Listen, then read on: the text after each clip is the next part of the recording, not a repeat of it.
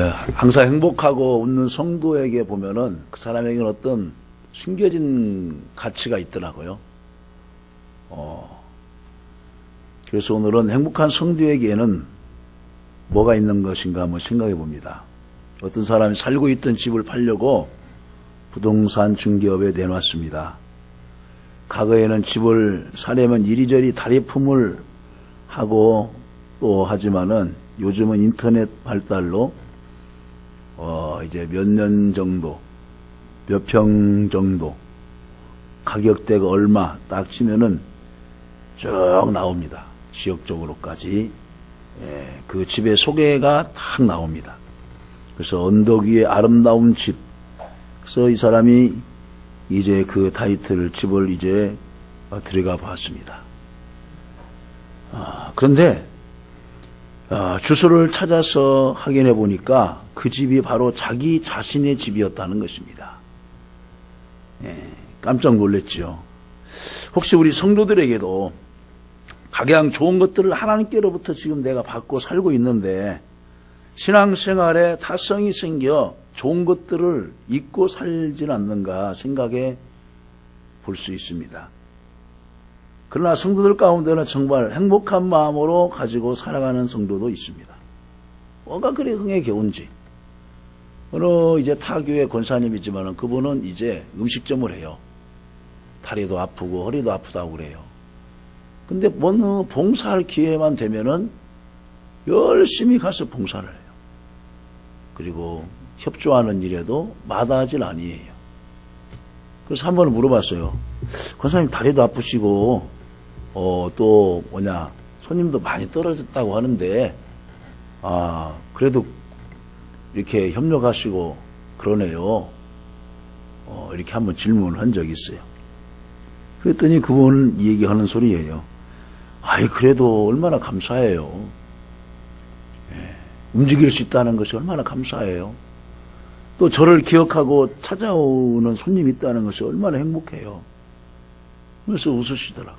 어제도 부산대 남전도의 체육대회 그 중식을 아마 그 가게에서 한 것 같아요. 정성을 다해서 와서 이제 차려놓으면서 이제 순서대로 타가는데 맛있게 드세요, 목사님. 맛있게 드세요, 사모님. 오면서 집사님 맛있게 드세요. 오면서 웃으면서 그렇게 막 분배를 해주는 거예요. 저분에게는 정말로 남다른 행복과 기쁨이 있겠구나 생각을 했습니다. 오늘은 그러한 성도들에게 있는 것이 무엇인지 본문을 통해서 행복한 성도에게 있는 것이란 무엇인가를 생각하면서 은혜를 나누고자 합니다. 첫째로 행복한 성도에게는 구원에 대한 감사가 있다는 것입니다. 구원에 대한 감사. 나 같은 죄인 살려신 주은혜 놀라와 이 벌레만도 못한 차를 세워서 주일하게 하니 얼마나 감사하냐 하면서 구원에 대한 감사가 있어요. 바울 사도가 예수를 만난 후에 그는 늘 구원에 대한 감격과 감사가 있었어요. 모세 시대 이스라엘 백성들은 하나님의 구원을 경험했습니다. 애굽의 종살이에서 날마다 매맞고 핍박을 당하고 억압을 당하고 그래서 하나님께 기도를 해서 하나님이 그래 너희들의 눈물을 내가 보았다. 너희들의 그 괴로움을 내가 안다. 내가 들었다. 그래야 내가 너희들을 이제 압박에서 해방시켜 주겠다. 해방을 시켜 주었어요. 근데 그것은 일시적인 거였어요. 홍해를 건너기 전에도 원망하죠. 또 홍해를 건너서 이제 쓴물을 만났을 때에도 또 원망합니다. 마라에서. 또 좀 가다가 보니까 너무나 목이 마른 거예요. 그러면서 또 원망을 하죠. 이게 구원의 감격은 잠깐이에요. 홍해를 건넜을 때 저기 막 애국 군대가 막 수장되는 것을 보면서 하마터면 우리도 죽을 뻔했네. 하나님 감사합니다. 이러한 감격으로 평생을 살아야죠. 라고 생각을 했는데 좀 더 가면서 원망이 싹 드는 거죠. 처음에는 7년 6년에서 애굽을 구원했던 요셉의 공로 때문에 또 애굽 사람들에게 대우를 받으며 살았는데 시간이 지나면서 애굽의 왕들이 요셉의 공로를 잊어버리고 이스라엘 백성들을 애굽의 노예로 삼아 온갖 굳은 일을 시키게 되었습니다. 아, 이제는 이곳에 나가야지. 나가게 했잖아요. 예? 그런데 그들은 하나님의 은혜의 감격을 금시 잊어버리고 말았어요. 우리에게 주신 말씀이 아닌가 생각해 봅니다. 어린 양의 희생은 세상 죄를 지고 가는 예수 그리스도의 대속의 죽음을 보여줍니다. 예수님을 통해서 십자가에 못 박혀 죽게 하시고 우리를 구원해 주셨는데, 그런데 우리는 그 구원의 감격의 은혜에 대해서 그렇게 감사하지 못하고 있어요. 에베소서 2장 8절 말씀에 보면 바울 사도는 너희가 그 은혜를 인하여 믿음으로 말미암아 구원을 받았나니 이것이 너희에게서 난 것이 아니요 하나님의 선물이라 말하고 있어요. 구원은 하나님의 선물이에요. 구원은 내가 잘나서, 내가 똑똑해서, 내가 뭐 아름다워서 우리를 구원해 주셨습니까? 우리 등대교회 성도들 가운데서 미스 벚꽃대에 나가서 우승한 사람 있어요? 없어요. 용모도 특출하고 먼 사람 없어요. 보통으로 다 생겼어요. 얼마나 감사해요. 너무나 잘생겨도 요즘은 너무나 고민이 많잖아요.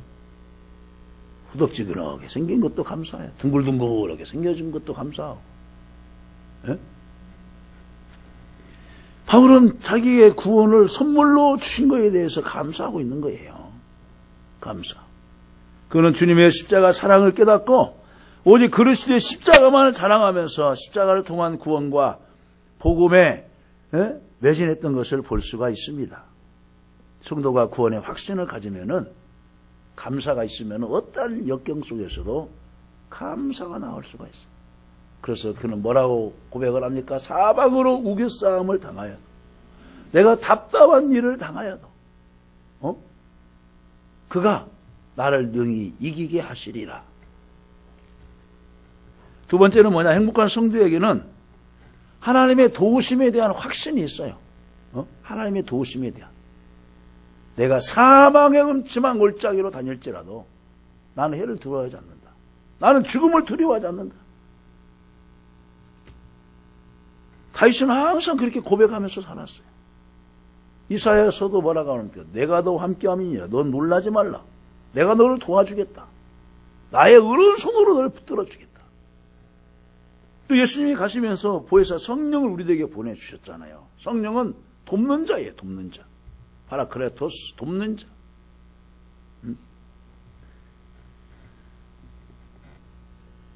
다윗은 그가 쓴 시편에서 하나님은 나의 돕는 방패시요, 나의 바위시요, 나의 산성이시요, 나를 도우시는 이시다. 그러면서 늘 그런 신앙으로 고백을 했습니다. 방패는 적의 공격으로부터 자기 자신을 보호하기 위해서 방패막이를 합니다. 그런데 하나님이 우리의 방패시라는 것입니다. 하나님 우리의 보호자가 되신다는 것입니다. 하나님께서는 애굽에서 나온 이스라엘 백성들의 보호자가 되셨습니다. 애굽에서 나왔을 때 이제 그것을 잘못 결정한 것을 알고서 바로와 그 군대들이 총동원해서 추격을 합니다. 그 애굽의 군사들의 두려움 속에서 홍해 앞에서 보호자가 되어 주셨고, 낮에는 구름기둥, 밤에는 불기둥으로 그들을 보호하고 안보해 주셨어요. 또 아말렉과의 첫 전투에서는 강력한 적의 공격으로부터 하나님께서 보호자가 되어 주셨어요. 그들이 광야에서 농사짓지 않고 길쌈하지 않았어도 먹을 것과 입을 것을 먹여주셨어요. 그걸 40년 동안 여러분 옷이 헤어지지 아니하고 그렇게 걸었어도 발이 부르지 않았다는 거예요. 발이 부르지 않았어요. 여러분 사람이 하루에 걷는 그 이제 도보 속도 거리가 있어요. 더 이상 걸으면은 다리도 아프고 얼마나 피곤하시는지 몰라요. 그 제차 다음날 걸으려면 얼마나 힘듭니까? 그런데 하나님은 다음날 걷게 하셔서 또 힘들지 않고 걷게 하시는 거예요. 하나님 보호해 주시니까. 하나님 인도해 주시니까. 사랑하는 성도 여러분, 이스라엘 백성들과 함께 하신 그 하나님은 지금의 우리의 하나님이신 줄로 믿습니다. 하나님은 우리의 힘이 되시고 방패가 되십니다. 여호와는 나의 힘이시요 나의 방패시요. 그래서 다윗이 내가 주를 사랑하나이다 하라고 그런 고백을 했습니다. 하나님은 우리의 놀라운 보호자시요 이로자여 공급자이십니다. 우리는 하나님의 보호하심 속에서 살기 때문에 행복합니다. 바울 사도는 하나님이 우리를 위하시면 누가 우리를 대적하겠는가라고 고백을 합니다. 아무리 다른 사람이 마귀가 우리를 비난하고 아니면은 핍박하는 소리를 할지라도 하나님 우리를 막아주셔요. 우리가 모든 대적과의 싸움에서 넉넉히 이긴다고 말합니다. 넉넉히. 주님이 우리의 공급자가 되시기에 오늘 13절에 보면 내게 능력 주신 자 안에서 내가 뭐든 할 수 있느니라고 고백을 합니다. 과거에 바울사는 자기의 능력을 하는 줄 알았어요. 자기가 배운 그 학식으로 하는 줄 알았어요. 그런데 뒤로 돌아보니까 아니구나. 내게 능력 주시는 그 하나님이 주님이 나와 함께 하시기 때문에 내가 한 거구나. 선교도 한 거고 목회도 한 거고 내가 가정을 누리며 산 것이구나 하는 것을 깨닫게 하십니다. 미국 이제 샌프란시스코에 가면 금문교가 있습니다. 금문교. 샌프란시스코 해협에서 태평양을 가로지르는 다리인데 이 다리를 건설할 때 여러 사람이 밑으로 떨어져 죽기도 했습니다. 여러분 서해대교나 여기 인천대교 또 이제 공항 가는 그 이제 대교에 보면 영종대교에 보면은 사람들 많이 떨어져 죽어요. 공사하다가. 그래서 그 문제를 해결하기 위하여 다리 밑에 그물을 쳤습니다. 지금 아파트이면은 그물을 치잖아요. 그물을 쳐요. 그물 하나 쳐놓았는데 희한하게 그 밑으로 떨어지는 사고가 과거보다 정말로 적었다는 것입니다. 왜 그럴까요? 사람이 안도가 있는 거예요. 여러분 뚝을 지날 때 그냥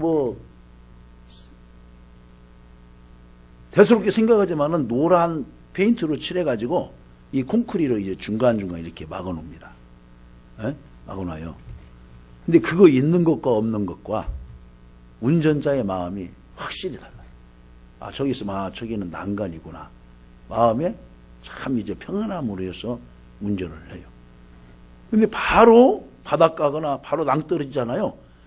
그러면은 잘못 운전하면 떨어지겠구나. 그 두려움 나머지 긴장 때문에 더 사고율이 많이 발생할 수 있어요. 근데 그거 하나 해놨어요. 콘크리로 돌아가면서. 그러면서 노란 칠만 해놓은 거예요. 화살표만 해놓고. 그래도 안도가 되기 때문에 보호막이 된다는 것 때문에 운전을 안전하게 할 수가 있어요.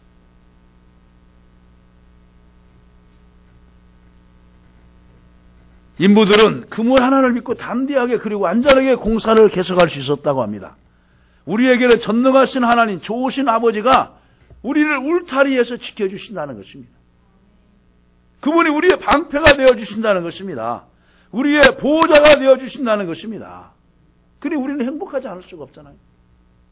그래서 행복한 성도들의 그 모습을 보면은 하나님 나를 도와주셔요. 하나님 우리 자녀들을 도와주셔요. 하나님이 가게 도와주셔요.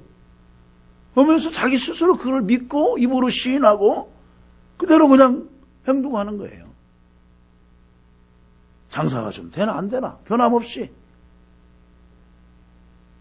주님이 우리를 도우시면 우리를 대항하여 공격하는 모든 대적들은 36개 주력랑할 줄로 믿습니다. 모든 시험과 시련을 이기게 될 줄로 믿습니다. 시편 118편 8절 9절에 보면은 다윗은 이렇게 고백을 해요. 여호와께 피하는 것이 사람을 신뢰하는 것보다 나으며 여호와께 피하는 것이 고관들을 신뢰한 것보다 낫도다고 말하고 있어요. 하나님께 피하는 거예요. 그냥 하나님께. 하나님이 도와주세요. 하나님이 해결해 주세요. 하나님께 피하니까 고관들을 신뢰한 것보다 낫다는 거예요. 고관. 배경이 있는 사람, 그래도 정치권에 있는 사람, 그래도 재력이 있는 사람을 신뢰한 것보다 낫다는 거예요. 배경이 없어도 돈이 없어도 하나님이 우리의 보호자가 되어주시면은 행복하게 될 줄로 믿습니다. 세 번째는 뭐냐? 행복한 성도에게는 성령 충만함과 사랑이 있다는 거예요. 예? 초대교회 성도들 보세요. 그렇게 핍박을 당하고 그렇게 매를 맞아도 잡아서 옥에 가두고 하여도 그냥 행복한 거예요. 찬양이 나오고. 바울 사도를 보세요. 복음을 전하다가 잡혀서 고발을 당하여서 옥에 갇혔어요. 빌립보 감옥에. 근데 밤새 찬양하면서 기도하는 거예요. 다니엘이 하나님을 끝까지 의지하면서 밤새 사자가 있는 그 앞에다 놓아두고서 사자를 앞에 놓아두고서 밤새 찬양하는 거예요. 다시 불렀던 찬양, 여호와는 나의 목자시니 내게 부족함이 없으리로다 하면서 밤새 찬양하는 거예요. 성령으로, 다시 말해 하나님의 은혜로, 하나님의 영으로 가득 채워진 사람은 행복한 성도인 것입니다. 그래서 로마서 14장 17절 말씀에 보면은 하나님의 나라는 먹는 것과 마시는 것이 아니요 오직 성령 안에서 의와 평강과 희락이라 말하고 있습니다. 성령 안에서. 내 마음에 성령이 충만하면 모든 근심, 염려, 두려움이 물러가고 감사와 기쁨과 평강과 담대한 마음이 생기게 될 줄로 믿습니다. 여러분 마음속에 걱정, 근심, 두려움이 있는 것은 하나님의 영이 나에게서 지금 멀어지고 있다는 거예요. 어린아이가 엄마 가까이 있으면 두려움이 없어요. 그러나 엄마가 좀 떨어져 있으면은 둘레둘레 쳐다보면서 엄마 어디 갔어? 엄마 어디 갔어? 하면서 막 두려워하는 거예요. 어린아이가 아주 이뻐가지고 주변에서 여기 이쁘네. 한번 안아볼게. 하면서 처음에는 안아갔다가 자기 엄마 품이 아니에요. 그럼 막 짜증내고 괜히 막 울죠. 서러워서. 야, 엄마한테 가라. 그러면은 금세 자기 엄마와 와서는 마음의 편안함을 느껴요.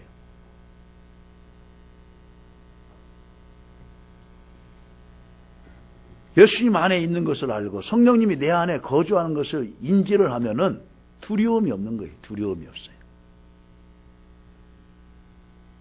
아무리 괴로운 일이 있어도 은혜 받으면 행복할 줄로 믿습니다.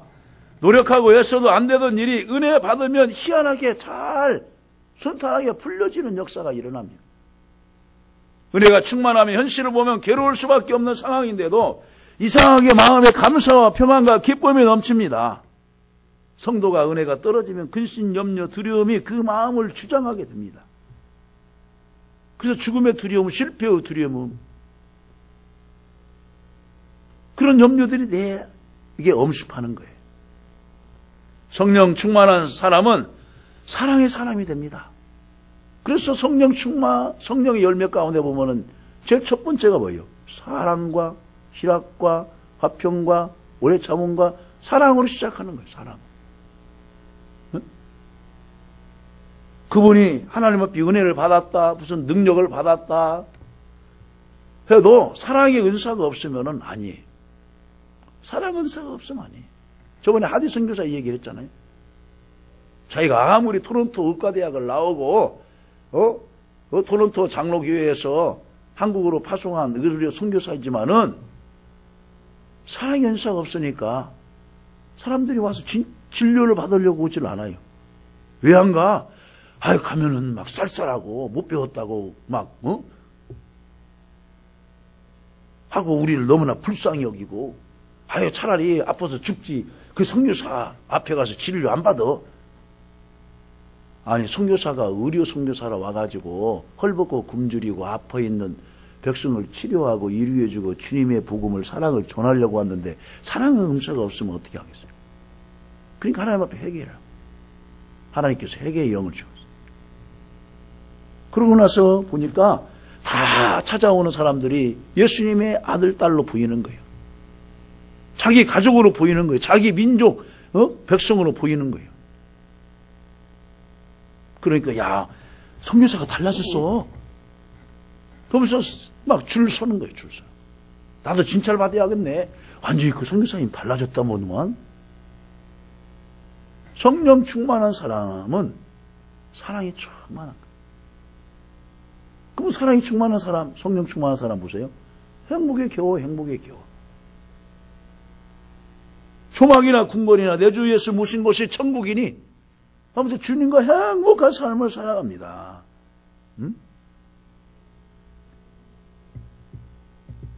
어느 병원에서 한 산모가 쌍둥이를 이제 조산으로 나와서 인큐베이터에 이제 두게 되었답니다. 그런데 쌍둥이 동생이 심장이 안 좋아서 숨이 고르지 못하여 점점 죽어가자 의사가 고민에 빠졌습니다. 그때 간호사가 선생님, 이왕에 며칠 있으면 죽을 텐데 저 형하고 같이 인큐베이터 안에 한번 넣어보시죠. 라고 이 간호사가 그 담당 의사에게 건의를 제안을 했어요. 그러니까 그 의사도 그래, 이왕에 죽을 법. 그래서 이제 그 쌍둥이 형하고 쌍둥이 동생을 한 인큐베이터 안에다가 넣으면서 살을 이제 서로 닿게 했어요. 갖고 형의 그 온기가 동생한테 이제 전달되도록. 그런데요, 희한하게도 그 쌍둥이 형이 오른손으로 동생의 목을 감아주고 하루가 지나자 동생이 정상적으로 회복하는 놀라운 일이 일어났다고 합니다. 이렇게 사랑의 손길, 따뜻한 손길은 죽어가는 생명도 살릴 수 있다는 것이 의학적으로도 증명이 된 거예요. 성령 충만한 은혜로 여러분에게 사랑이 넘치시기를 간절히 바랍니다. 사랑의 말 한마디. 사랑으로 품어주는 사람. 나가려고 했다가도 돌아오고 타락의 길로 가려고 했다가도 그 사랑이 고마워서 다시금 돌아오는 거예요. 마지막으로 행복한 성도에게는 범사에 감사와 자족하는 마음이 있습니다. 자족하는 마음이 있어요. 11절에 이렇게 말을 하잖아요. 내가 궁핍함으로 말하는 것이 아니라 어떤 형편이든지 나는 자족하기를 배웠다. 자족하기를 배웠다. 그러면서 12절에 예를 들죠. 비천에 처할 줄도 알고 풍부에 처할 줄도 알았다. 빈궁에 처할 때도 어떻게 대처해야 되는지, 어떻게 전략하면서, 어떻게 하나님 앞에 감사하면서 살아야 되는지, 풍부할 때는 또 없을 때를 생각하면서 전략하면서 또 없는 사람을 생각하면서 베풀면서 살아가는 거예요. 자족하는 마음이 있어야 돼요. 셀프 컨트롤, 자기 마음을 자족하는 거예요. 셀프 컨트롤. 자기를 부인하는 사람은 자기 자신을 셀프 컨트롤하는 사람이에요. 어떤 사람은 적은 것을 가지고도 만족하면서 사는 사람이 있는가 하면 어떤 사람은 많은 것을 가지고도 늘 불만족스럽게 사는 사람이 있어요. 또 어떤 사람은 적은 것 때문에 낙심하고 자신을 비판하면서 사는 사람이 있는가 하면 많이 가진 그것 때문에 오히려 불행스럽게 사는 사람도 있어요. 이렇게 혼란스러운 인생들에게 참 신앙인의 삶은 우리들에게 어떤 것입니까? 자족하는 것을 보여주는 거예요. 자족하는 걸 보여주는 거예요. 바울은 환경에 따라 희비가 바뀌는 삶을 살지 않았습니다. 있든지 없든지 그것이 문제가 아니라 어떤 형편에든지 감사하며 사는 자족하는 삶을 살았다는 것입니다. 바울에게는 예수 그리스도를 믿는 믿음으로 자족을 배웠어요. 예수 하나면 되는구나. 예수 하나면 되는구나. 이번에 김용희 선교사가 와서 이제 여러분 연합성회 하는데 아까 한정로님하고 그런 얘기했어요. 우리 그때 오후 예배를 같이 참석해서 은혜 받도록 하십시다. 너무나 좋죠. 그분이 방송을 통해서 하는 말이 뭐냐? 예수 하나면 됩니다. 예수 하나면 된다는 거예요. 그분이 강조하는 것이 예수 하나면 됩니다.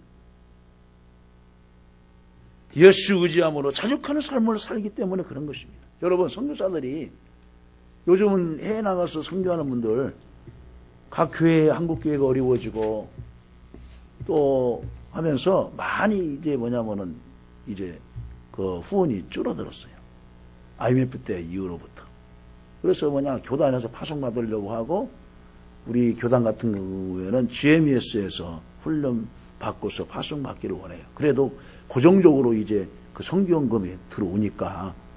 그러나 개인 자격으로 나갔거나 아니면은 교회라도 개교회에서 작은 교회에서 파송되어 나가잖아요. 그럼 교육자가 바뀌어질 때 후원금이 줄어들거나 아니면 그 목사님이 또 관계된 사람으로 교체하기 때문에 선교사회는 쉽게 말하면은 바람에 놓인 등불과 같아요.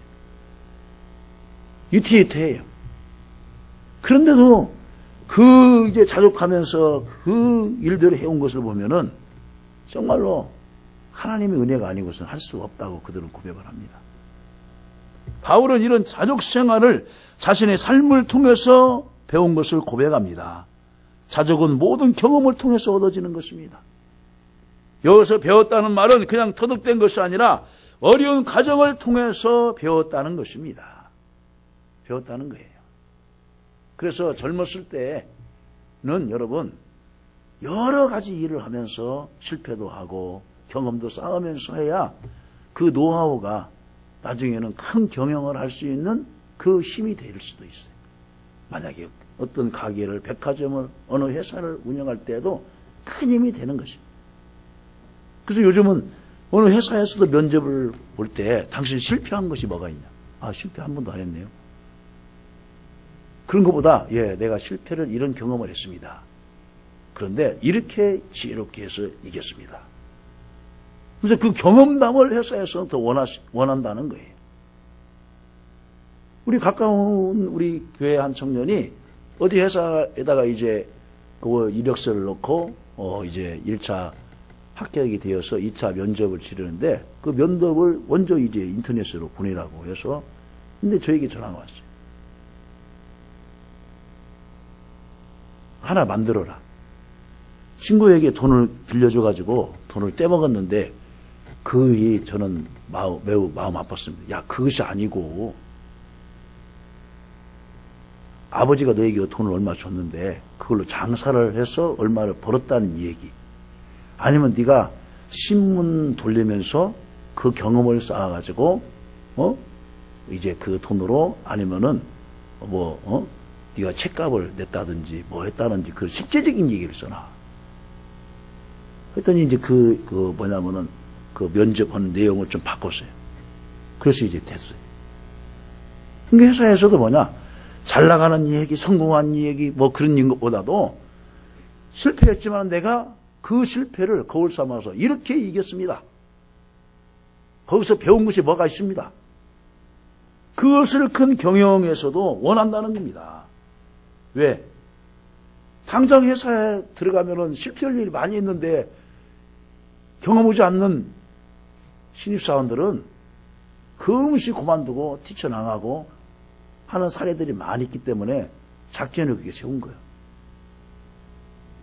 바울사도는 어떠한 형편에든지를 단서를 달고 있어요, 여러분. 어떠한 형편에든지 범사라는 말입니다. 범사에 감사하라는 말이 있잖아요.